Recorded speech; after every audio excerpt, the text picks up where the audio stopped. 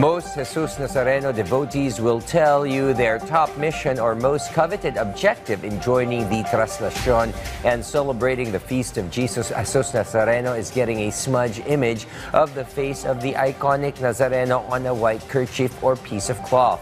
Then again, just as many devotees will settle in having their small or miniature replicas blessed or consecrated like thousands did today, as we hear more from our Rod Lagusad.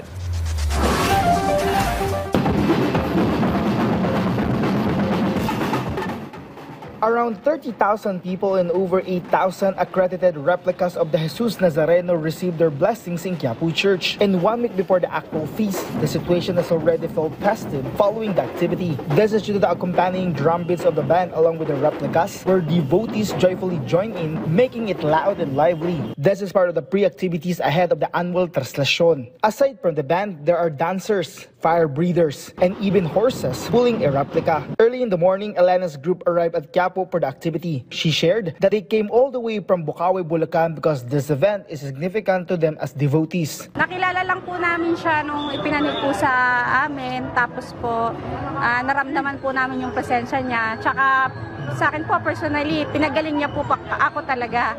Kaya malaki po yung paniniwala ko sa kanya.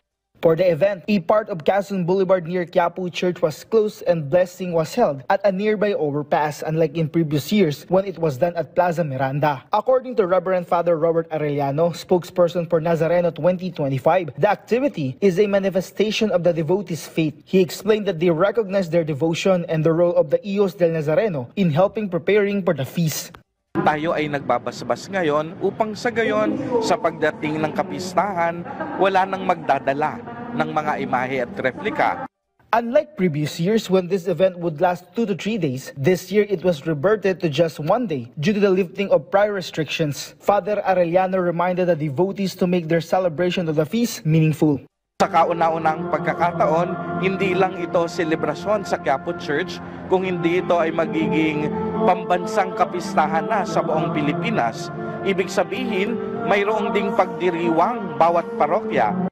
Quiapo Church is in cooperation with the police in prepping for the expected and massive surge of devotees for the Traslacion. Meanwhile, they are also preparing for the tomorrow's anticipated crowd for the first Friday liturgical celebration for the year 2025. Rod Lagusad from the National TV Network for a new and better Philippines.